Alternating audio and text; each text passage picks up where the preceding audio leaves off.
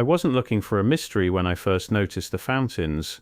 It started with a photograph, one of those sepia-toned images from the 1890s, showing a grand public drinking fountain in San Francisco. Ornate, classical, built like a monument rather than a utility, the kind of structure you'd expect to find in front of a palace, not on a random street corner offering free water to anyone who walked by. And that's where things began to unravel, because once I started looking for these fountains, I found them everywhere, not just in San Francisco, not just in America, everywhere. Paris, London, Melbourne, Buenos Aires, Istanbul, Kolkata, city after city, continent after continent, all featuring these elaborate public drinking fountains that appeared seemingly overnight in the mid to late 1800s and then vanished just as quickly. The deeper I looked, the less sense the official story made. Let me show you what I found. Between roughly 1850 and 1900, thousands upon thousands of ornate public drinking fountains appeared in cities across the world. These weren't simple spigots or basic wells, these were architectural statements, carved granite, bronze fixtures, multiple basins at different heights, one for humans, one for horses, one for dogs, artistic flourishes that served no functional purpose, Latin inscriptions, classical columns, some towered 15-20 feet high. The craftsmanship was extraordinary. Intricate metalwork, perfectly fitted stonework, hydraulic systems that required precision engineering, each one unique, yet somehow adhering to similar aesthetic principles, and they were free. This raises a simple but critical question: who paid for all this? The official explanation is that wealthy philanthropists funded these fountains as acts of charity, that groups like the Metropolitan Drinking Fountain and Cattle Trough Association in London, or similar organizations in other cities, commissioned these elaborate structures out of concern for public health and animal welfare. But the official explanation collapses here because we're not talking about dozens of fountains, we're talking about thousands.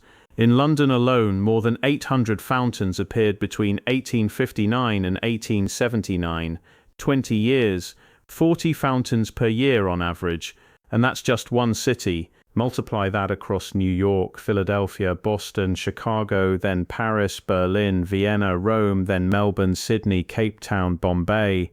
The numbers become staggering. Tens of thousands of these elaborate structures, all built within a 50-year window, all funded supposedly by charitable donations, all requiring skilled craftsmen and engineers, all appearing in cities that were supposedly just beginning to figure out modern water infrastructure. The coordination problem becomes impossible to ignore. Here's where it gets stranger. These fountains required water systems, not simple wells, but pressurized municipal water supplies, pipes, pumps, reservoirs, filtration. The very infrastructure we're told was still being developed during this period. I found photographs of drinking fountains in remote territories, mining towns in Nevada, frontier settlements in Australia, colonial outposts in India, places that officially didn't even have proper roads, yet somehow had functioning public water fountains with constant flow, serving free fresh water to anyone who needed it. How? Not why, not when, not under which municipal authority, but how? How did the infrastructure get there? Where are the records of who built the water mains? Who maintained the pressure systems? Who ensured water quality? Who paid for the constant operation? The documentation is remarkably sparse. What we have instead are photographs. Thousands of photographs showing these fountains fully operational, surrounded by people using them as if they'd always been there. No construction photos, no ribbon-cutting ceremonies for most of them, no detailed municipal records of planning commissions or engineering surveys, they just appear in the historical record, already functioning. And that's the first impossibility. But there's a second one that's even more troubling. Why water? I mean that literally. Why did this supposed golden age of philanthropic giving focus so intensely on providing free public water? We're told it was about public health, about preventing disease, about temperance, offering water as an alternative to alcohol. But the timeline doesn't support this. These fountains appeared before germ theory was widely accepted, before modern epidemiology, before most cities had any real understanding of waterborne disease. Yet someone invested massive resources in creating a world-spanning network of free water distribution points decades before the scientific justification existed. How did they know? More importantly, what did they know about water that we've forgotten? Because these weren't just distribution points. The fountains themselves often featured mysterious design elements, specific mineral compositions in the stone, particular metal alloys in the fixtures, unusual basin shapes that seemed to serve no obvious purpose. I found references in old texts to water from certain fountains having restorative properties or particular virtues, not mystical claims but pragmatic observations. People preferred water from specific fountains, and cities maintained their reputations. Was the water itself different? Was there something about the materials used in these fountains that affected water quality in ways we no longer understand? The deeper I looked, the more I realized we don't know. The knowledge was lost when the fountains were destroyed, and maybe that was the point. If you've enjoyed this investigation so far, consider subscribing. These patterns don't reveal themselves easily, and there's much more to uncover. Let me ask you something. When was the last time you saw one of these fountains? Not a modern drinking fountain. Those sterile stainless steel things bolted to walls in schools and airports. I mean one of the old ones, the grand public monuments to free water. They're gone. Almost all of them. Thousands upon thousands of elaborate structures built to last centuries vanished within a generation. The official explanation is that they were removed due to hygiene concerns, or because municipal water systems made them obsolete, or because automobiles replaced horses and made the animal basins unnecessary. But this explanation breaks down when you examine the timeline. These fountains didn't gradually disappear over decades as cities modernized. They vanished rapidly, often between 1910 and 1930. Cities that had maintained hundreds of functioning fountains for 50 years suddenly tore them all out within a few years. Why the hurry? And here's the strangest part. There's almost no public record of the removal process, no major newspaper campaigns, no civic debates about whether to preserve these landmarks, no historical societies fighting to save them. These massive public works projects were dismantled and hauled away, and contemporary sources barely mention it. It's as if an entire category of public infrastructure was deliberately erased from the urban landscape, and everyone just accepted it. The deeper I went, the more this pattern of organized forgetting revealed itself. I need to take you back to the fountains themselves because there's something about them that doesn't fit with what we're told about this era. The late 1800s, we're told, was a period of rapid industrialization, mass production, standardization. The whole point of the Industrial Revolution was efficiency, making things faster, cheaper, more uniformly. But these fountains weren't mass-produced. Each one was bespoke, custom-carved, individual designs.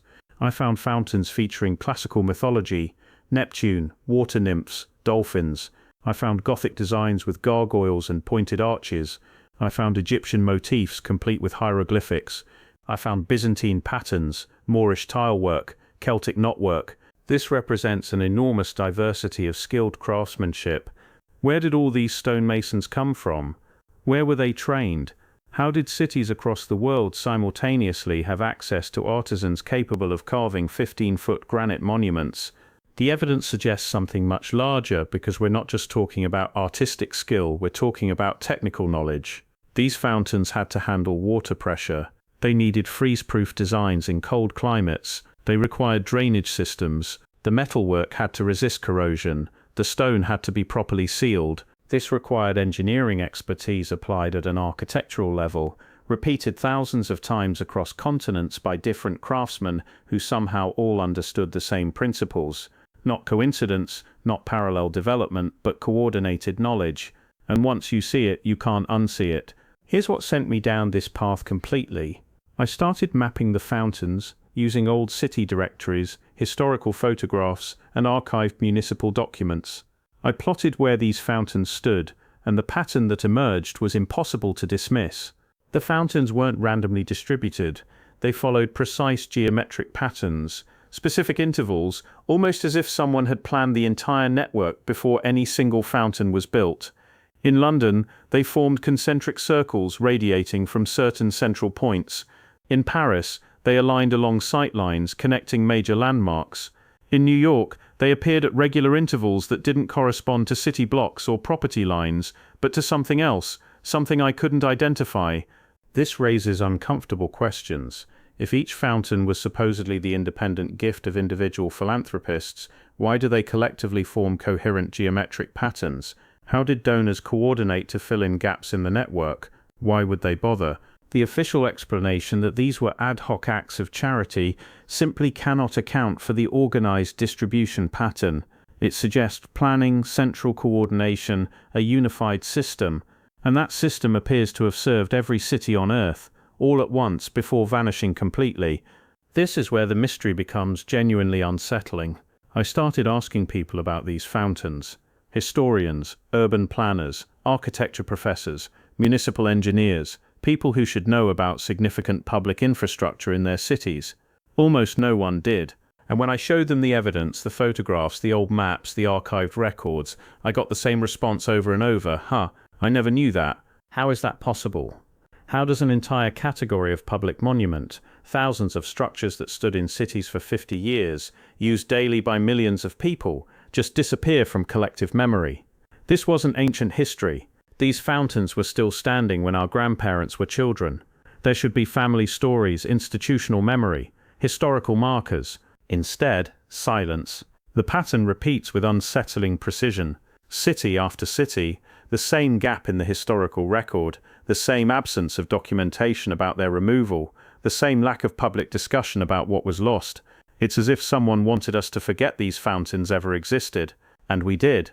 Here's what kept me up at night: the timing. These fountains didn't just appear randomly across the 1800s, they appeared in a very specific window, roughly 1850 to 1900, 50 years, and that window coincides with something else that's impossible to ignore: the World's Fairs.